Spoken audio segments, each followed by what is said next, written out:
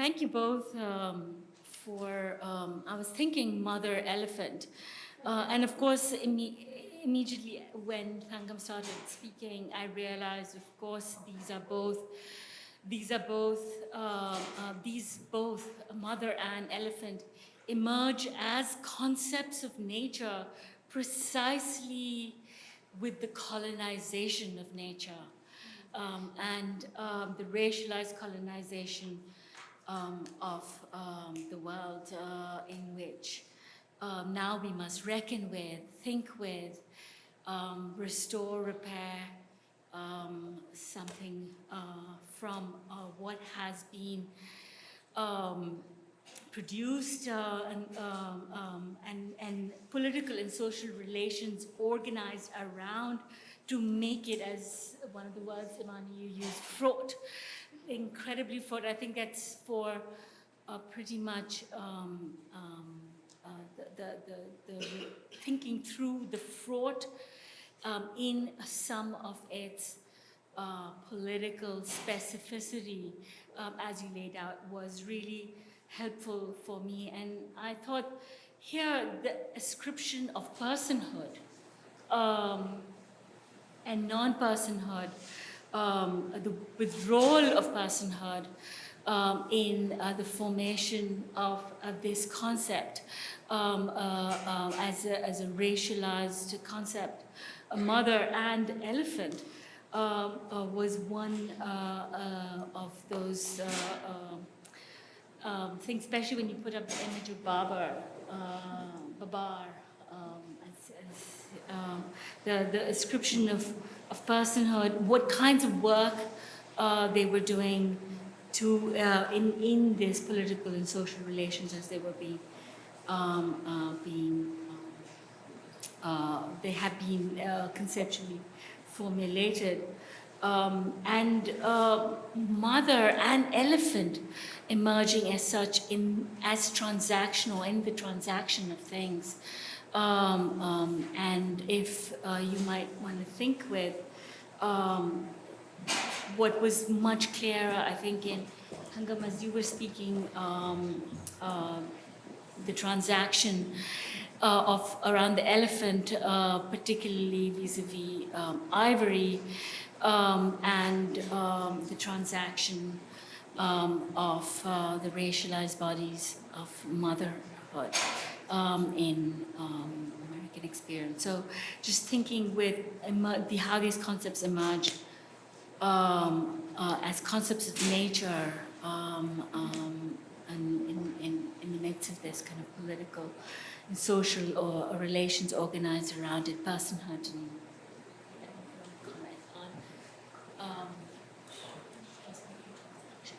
well,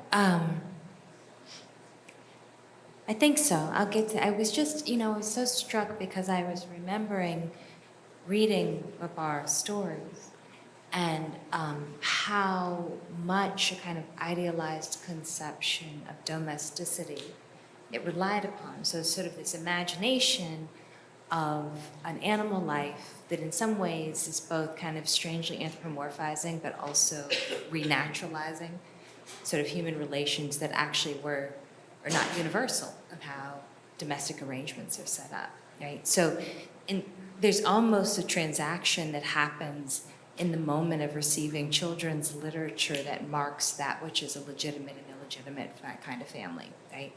And so I think for me, sort of the question of the transactional is about the degree of the breadth of civic membership that is predicated on this relationship that is conceived of as naturalized, but in fact is constructed and actually props up the order, right? And that actually sort of posits large groups of people as essentially deficient, right?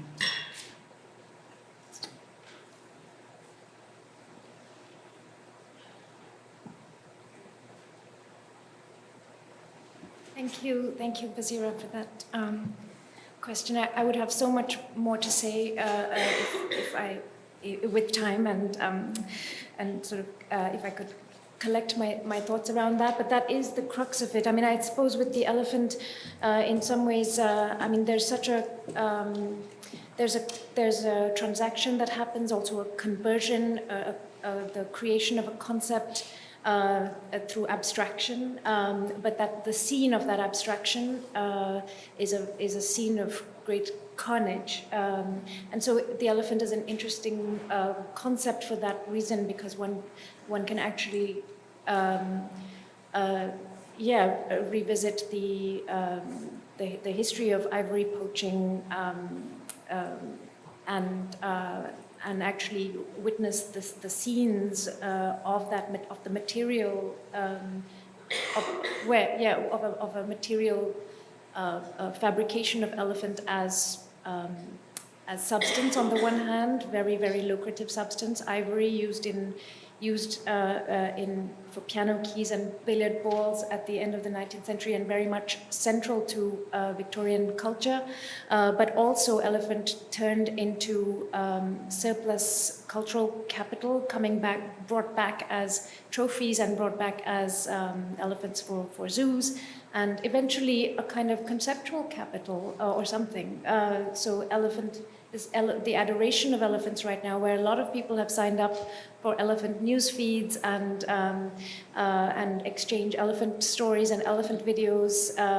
There really is a way in which we are obsessed with elephants, and so without wanting to make too direct, without being able to tell just one story about this, it is very troubling and dramatic to confront the different sides of it.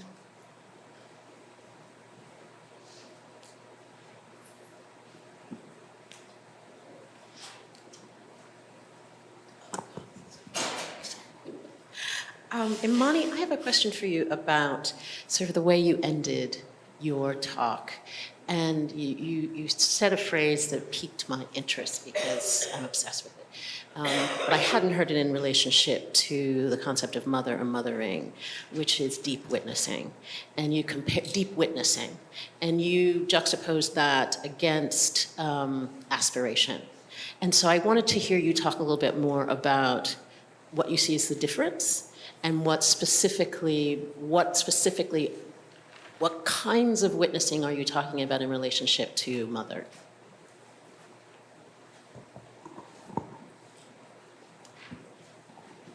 Thank you. That's such a good question. I mean, what I had in mind was, so I find myself much more comfortable with the term stewardship in relationship parenting than mother frequently. And it's there in that, sort of a kind of a sloppy borrowing from environmentalism, but the notion of sort of making space so it's not sort of a kind of a marriage conception of motherhood, but actually making space for cultivation as a sort of disposition towards the world as it is, that is destructive in so many ways, right? And so I guess for me, that's the witnessing as the most essential piece of the nurturing in order to make space, as opposed to the child as extension of the self that implicates you and them in the idea of aspiration in a kind of, not just capitalist frame, but the intensity of kind of neoliberal parenting where the competition is unceasing, right? And I think it's profoundly unimaginative beyond a market conception, right? So the imagination even of what the child might be being ultimately beholden to the market, right? And wanting to push against, or wanting to say that is, to acknowledge that is the context of mothering, that one can have a kind of resistant or a kind of radical disposition towards it, but you can't deny the context. And I guess that's why what stewardship does for me, because it's a deeply context based term for trying to do something different in relationship to sort of the development and the growth of living beings.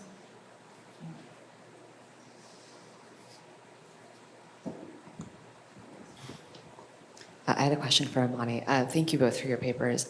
I was really struck by two things that you said in some kind of relationship to each other. One, citing this ancestor that you found, who you know who she is the grandmother of, but not who she is the mother of.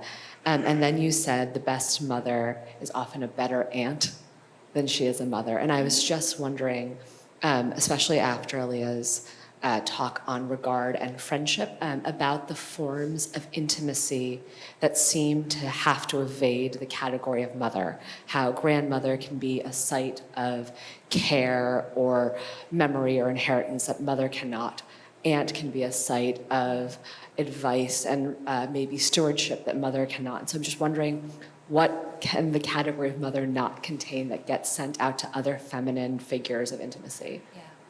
I mean, I don't think that it can't. I just think because what we make of it is so based on these conceptions of what constitutes a good mother, which is so deeply embedded in statecraft, such that it either requires a modifier that like challenges that meaning, or looking to another set of relations. So, for example, because there's so much talk about Baldwin these days in letter to his nephew. I think this is the question for me in that regard too, right? That we that there seems to be more breathing room with respect to the task of preparing the person for the world that they're going to occupy. In these other kinds of relations, which aren't conceived as ultimately the most responsible for the outcome, right? So that it's a relation that doesn't necessarily require kind of outcome-driven motivation. But I don't think that's necessarily so. I just think that there's something that happens that's happening when we see again and again writers doing something different in that relation, those other kinds of relations, mother-child, father-son is a whole other complicated thing, related. Thank you for two beautiful papers. I would like to ask a question that I'm not sure that I'll be able to formulate it, so excuse me if I'm unable to, but I'll try. In both of your papers, you talked about extraction, mother as a source of extraction, and Thangam, you talked about elephants as a source of extraction, and the export, the ban on export, and the reversal of the ban on export was about fragments of elephants, even not about elephants, about fragments. And I'm thinking, Imani, about your reply to Tina, to the question about aspiration and witnessing, which is when you try to substitute aspiration, it is because it is in a way tied to expectation and extraction, right? So bearing witness is withdrawing and stewarding or making space or... and when I say that I'm not sure about how I will ask my question, I would like to go back to the panel that we had before and to Aliyyah and Leanne's lectures, in which, in both papers, the question of the community in its different forms was crucial. I think that in Leanne's it was ancestors and through diplomacy, the different other nations, animal nations, plant nations, and other indigenous nations. In Aliyyah's, it was communities of women that were more, I would say, horizontal in the sense that you spoke less about ancestors, but it was maybe somehow there. And I'm sure that in your engagement with the scene of carnage, you spoke about it, Thangam, in relation to elephant. I think that in relation to motherhood, we can also speak about scene of carnage. So how do you think about, because when you replace aspiration with witness and stewardship, it is about the way that mother inhabits the position of motherhood. And Thangam, when you speak about the different ways that the elephant is being camouflaged in a way, in concepts, in this notion of preservation, which is part of extraction, etc. It is through individuals. But I wonder, I will ask it maybe very directly, Thangam, in relation to you. Is there an elephant rebellion somewhere in the text that you read? And Imani, how do you think about, how do you continue your notion of stewardship that is more than the reflection on an individual mother, but as a mother within a community? Sorry if it is not coherent, but I would like to hear you about that.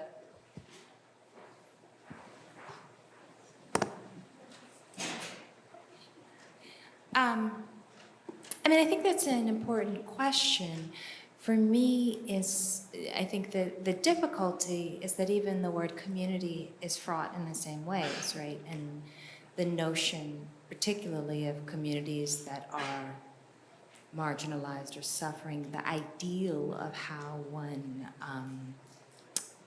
escapes that containment is often so deeply dependent upon these very sort of ideals of relation that I think are ultimately not particularly liberatory, right? And so that becomes the conundrum. So I have at this age in my life stepped away from romanticism about community as a concept.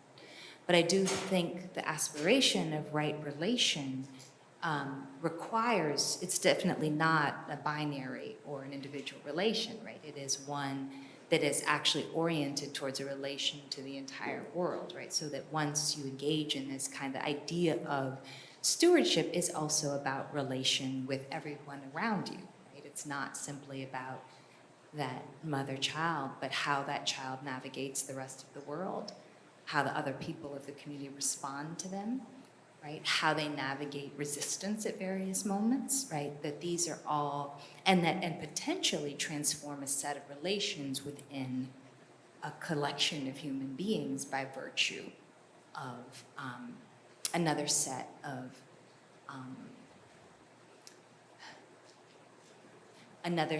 ways of engaging with one another. So I often, I think about,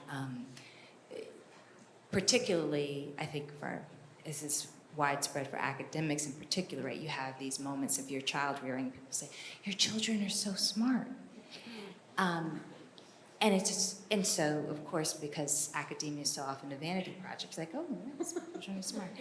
But in fact, I think the point of those moments is that perhaps what has happened is that there's some kind of witnessing to the complexity of a child that one can then say, instead of affirming that idea, but saying, they're interested in these things, right? Or think, so that the very moment when something is rubber stamped as an affirmation of this certain kind of ideal of parenting, that you can kind of undo it in the moment, and that has an effect of a shift, potential shift of relation.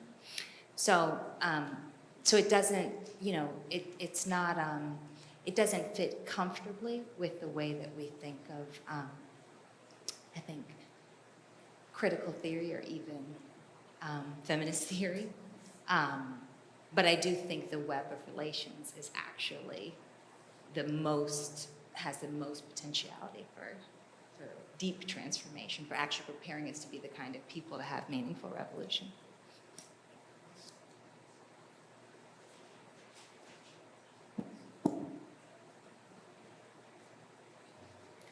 I really love the question about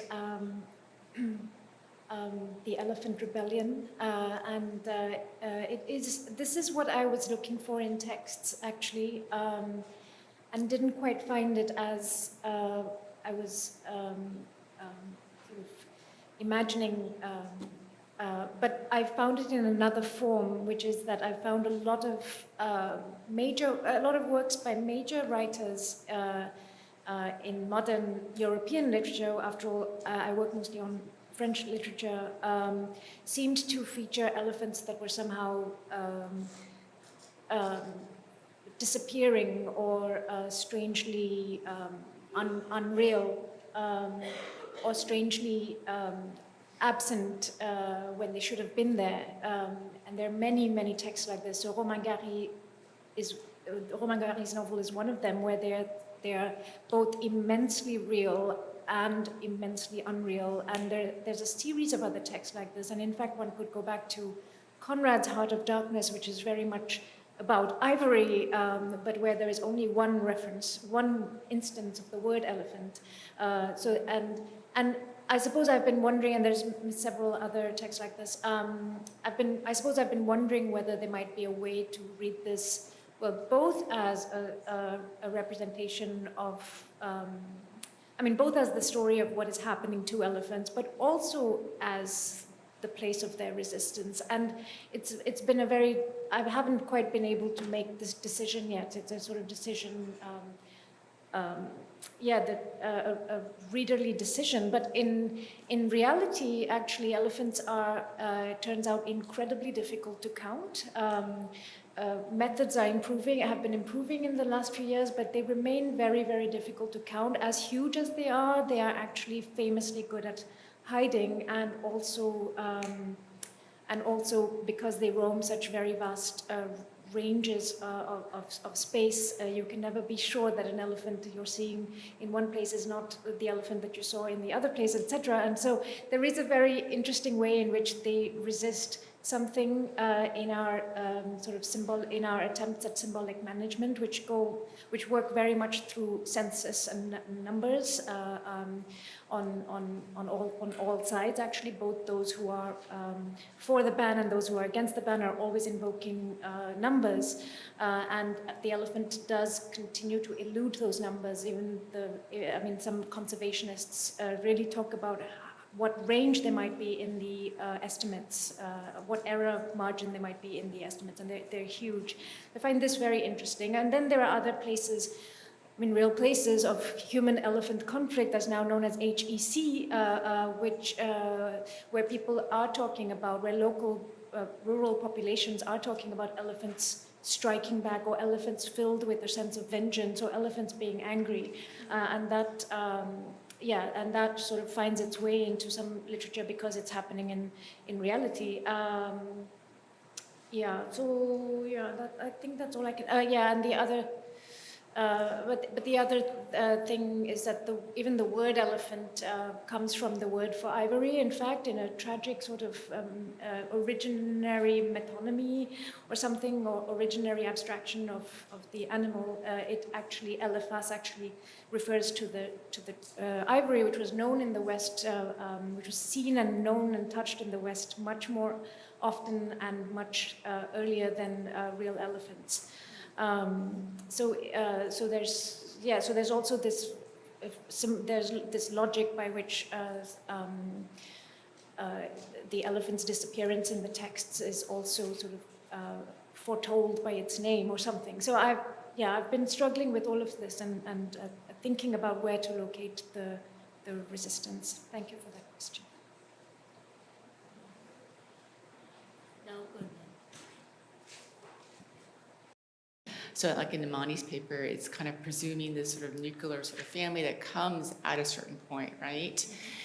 So even like negativity of smothering, of course, I think other people must have been thinking of the Pink Floyd song, Mother, And so this idea of smothering and the sort of misogyny embedded in that seemed to come at a certain point, meaning that it's something that comes with capitalist modernity, right? And to sort of think through that. So it's not to sort of romanticize these sort of collective mothering or what have you, but perhaps it was different. This idea of smothering was that there's so much in previous periods. I'm not saying you can answer these, I'm just sort of putting these out as questions because I'm a historian, so I think in terms of chronology. And for Thangam, so when I think of the elephant, which you're talking about, to me a lot, of course, is about colonialism and the conditions of modernity and post-modernity. So I was wondering if you had looked at elephants in previous periods, in ways in which elephants are discussed then, right? The language probably is not French, right? It will have to be another language where elephants were, but I was wondering if you had considered that as well, too. Should we take a couple more questions and then we can answer? then there's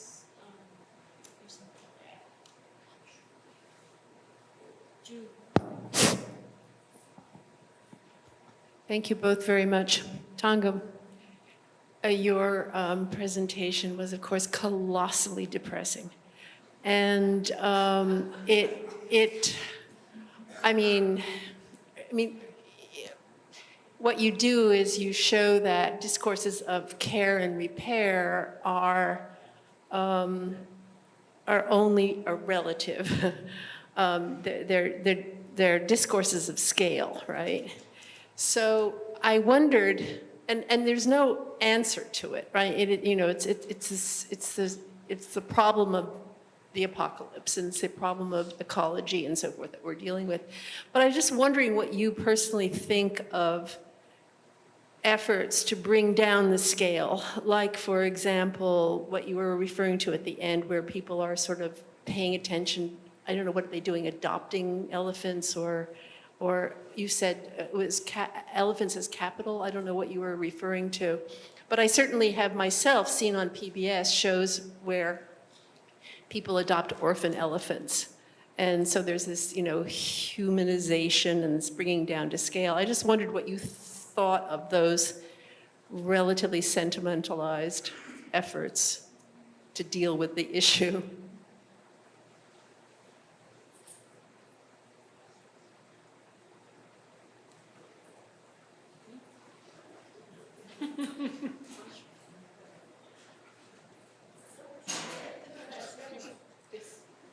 Oh, okay.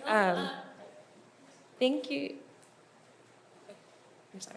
I'm getting a little confused by the motioning. But thank you for your papers. My question is for Imani. I suppose there are ways to press on kind of like the linearity or the kind of directionality of the vertical and the horizontal, but in staying with that, I guess my question is there room for thinking about kind of horizontal lines of relations enabling a kind of stewardship and even perhaps regard to call on Aliyyah?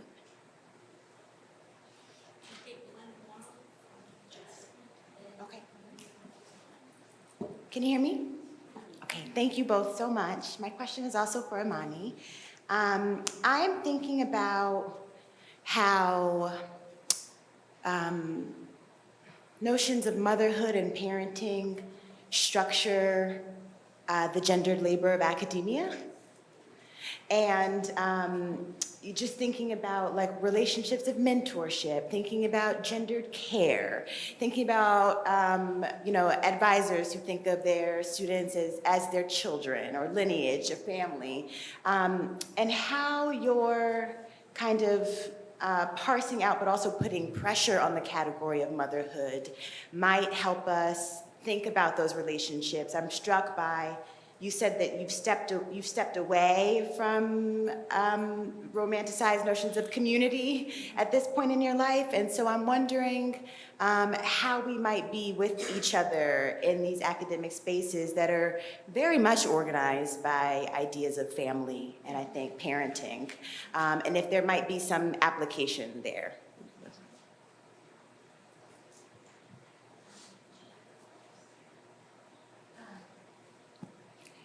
Yeah, these are phenomenal questions. I mean, I don't have answers, but I think I'll say something in terms of thinking about them. Certainly, the pushing against the horizontal, against the vertical, and even potentially against the horizontal, right? To understand that relations of care are actually much more, they fluctuate much more than that. And in fact, it's in some ways the kind of the hierarchies of notions of family, whether it's in the academia, the alma mater, or right in a domestic arrangement, diminish that reality, right? So what does it mean? I mean, to go back to Baldwin again, and part of the letter to the nephew is he's insisting that the nephew witness his father with greater care than he might otherwise, right? So that to understand these relationships as dynamic, I think is a really wonderful point. I think there's a lot that can be yielded from that. I think it's also very, it's a radical posture relative to how we can conceive of parenting in this country.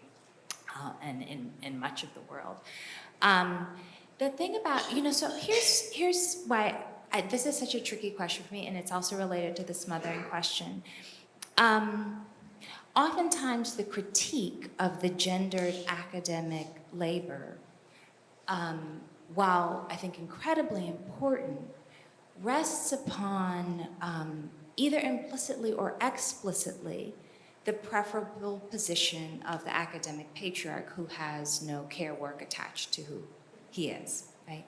And I don't think that's a virtuous relation, right? So that's not the aspiration that I want.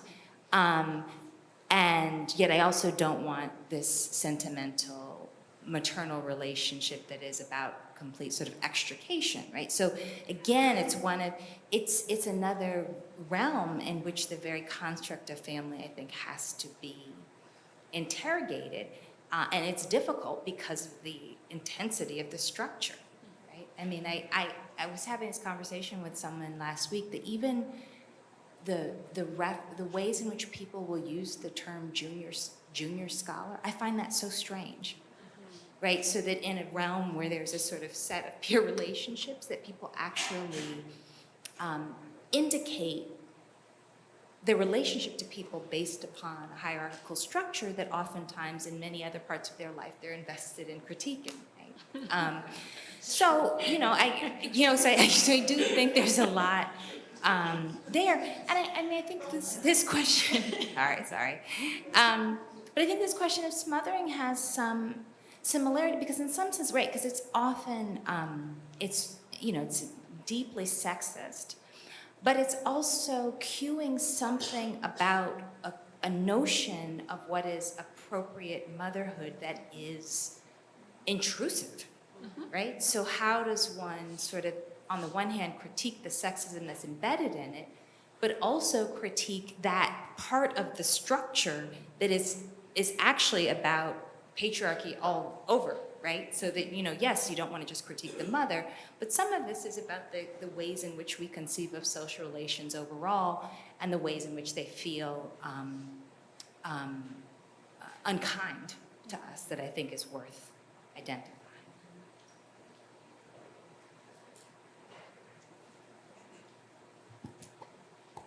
So very quickly to Naoko's question, it's true that I haven't in any responsible way engaged with or thought about engaging with previous periods, except for noticing over and over again that extinction seems to be extinction seems to be a theme that uncannily recurs. In fact, even Pliny is quoted as invoking the possibility of the extinction of the elephant, which is really extraordinary.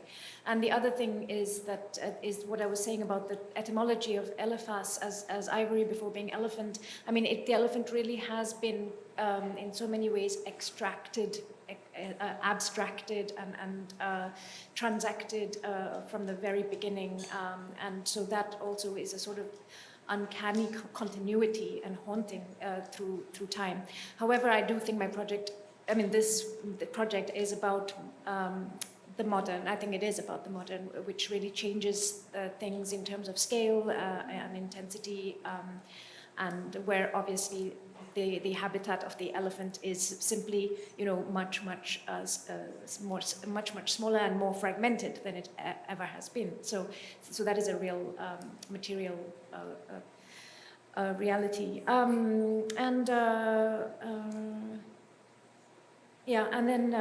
would be much more to say. And then, on Elizabeth's question, yes, thank you. I mean, I think the work I've done for this paper may paralyze me when it comes to actually,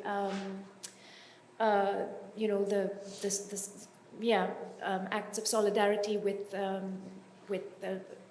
small-scale projects of care, adoption, advocating on behalf of certain individual elephants, well-known elephants in zoos or etc. but I plan to get over get over that. But I suppose I feel I think it is possible to continue to be in solidarity with the attempt to think on a smaller scale, and even to think of things like personhood when it comes to the elephant, because that is part of what is happening today with various in various contexts, and geographically most closely at the Bronx Zoo, where Happy, the elephant that's been kept for a long time in a fairly confined space, has rallied a lot of support of late. And in fact, my colleague Talia Field has written a very beautiful piece about this called Happy, That You Have a Body, where she's referring to habeas corpus. I do want to say the picture is not altogether depressing, in the sense that, well, there are parts of Africa where the elephant population is rebounding thanks to various conservation efforts. However, there's a problem there too, because these are parks that do not have the capacity to bear that sort of number of elephants. And so recently in the news, the question of the baby elephants being sold by Zimbabwe to China and Pakistan, which did seem to provoke quite a bit of outrage. It is because they really cannot, they really do not have the space for these elephants. So what happens when the conservation efforts succeed is also, it's also a question. But I, in my recent readings for this project, it's true that I have been more and more excited about certain ingenious, imaginative ways that people are finding in Africa and Asia to help humans and elephants live together less problematically. And so some of them include things like the recording of buzzing bees, which apparently elephants really hate. So you can just play aloud the recording of buzzing bees to keep elephants away from your crops or your home. You can also plant fiery red chilies, which they don't like, and then other sort of technologically enabled things such as radio collaring elephants that allows one to know much more about their migration patterns and try to keep their corridors open, etc. So there are all sorts of things happening, but the disconnect, the disjunct, and sometimes the sort of almost grotesque irony of that disjunct is something really I think it's really important to continue to keep in mind with each act and thought. So thank you for that question.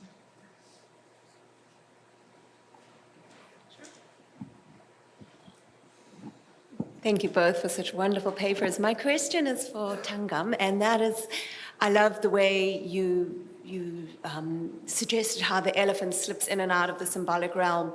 But I guess particularly when you showed Babar, I started to think about Dumbo and the way in which he or she, whatever gender is, enters the American realm, around mid-century as this kind of veiled icon of Africa. And how the original film from the 40s is this, very racist film with all of these kinds of stereotypes. And so I guess I was wondering what happens when the elephant moves to the American context specifically, but also what made me think about that was the wonderful way in which the elephant moved through the jokes, and you spoke about the elephant as shape-shifting, as transforming from one thing to another.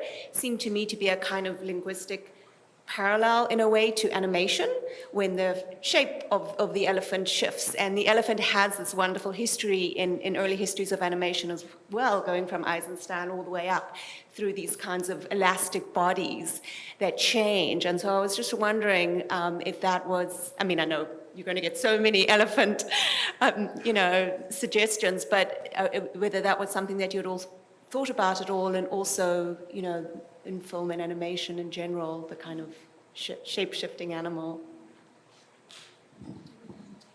Maybe we can take the last round of questions. Is there any others?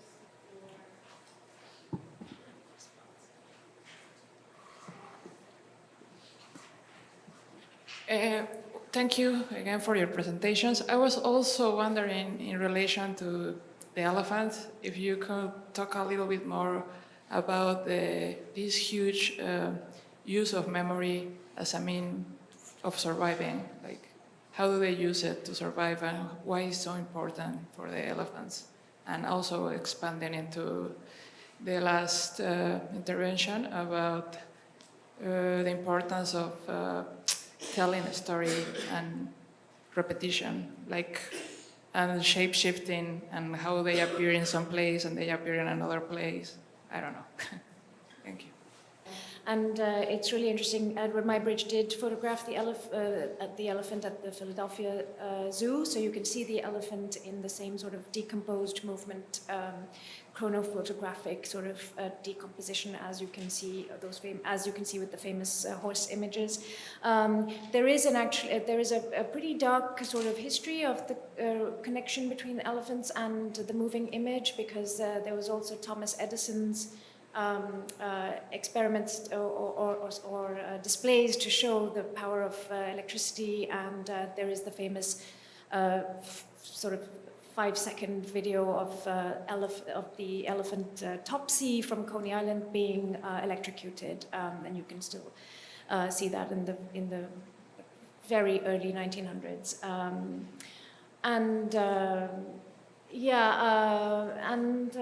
What else?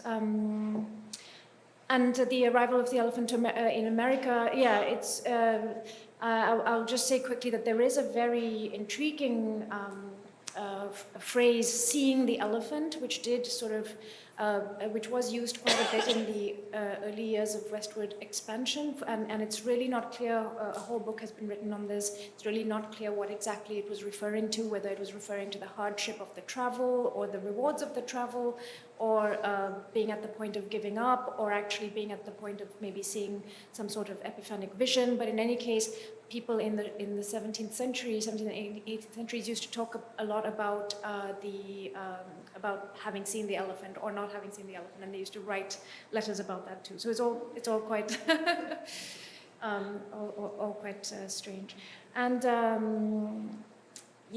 and then the question of memory is really interesting. I mean, I don't know a lot about this. I mean, apart from what I said, which was an interesting fact I found, an interesting theory I found about the memory of the elephant being possibly historically necessitated by the scale, by the range that it inhabits and it roams, and the fact that in certain seasons of drought, it really needs to remember some very, very far away watering hole that it had encountered in the past in order to survive. And that seems to me a really sort of a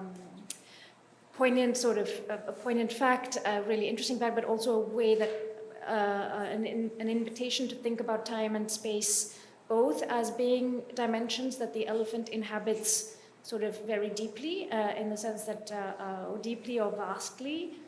So it remembers in time as it remembers in space, and it roams in time as it roams in space. And I find all of that very like a very sobering sort of corrective to our sort of disconnected, disjointed, short memories, and also presumptions of short memories on in others, in the sense that with the elephant, what continues to trouble us is that the elephant in the zoo probably does remember its childhood. I mean, it probably does remember exactly how it was taken away from its mother. It probably does remember exactly how it was taken away from its natural habitat. If it was, it carries the trauma with it. So there's something there that is a memory that sort of continually calls us to think differently. So it's, yeah. And I'll keep it at that. Thank you. Last words. Thank you very much, both Thangam and Imani, for incredibly wonderful presentations and making us think about how to recuperate an ethics of care by really, really locating the mother and the elephant anew. Thank you very much, and we'll break for lunch and continue